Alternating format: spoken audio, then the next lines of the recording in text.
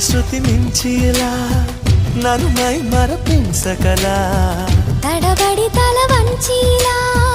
తలపును అని చేస్తే ఎలా మరేం చెయ్యనే నీతో ఎలా వేగనే నన్ను దాటి వెళ్ళలేవు నిన్ను నువ్వు దాచలేవు ఏమి చెయ్యనయ్యో రామా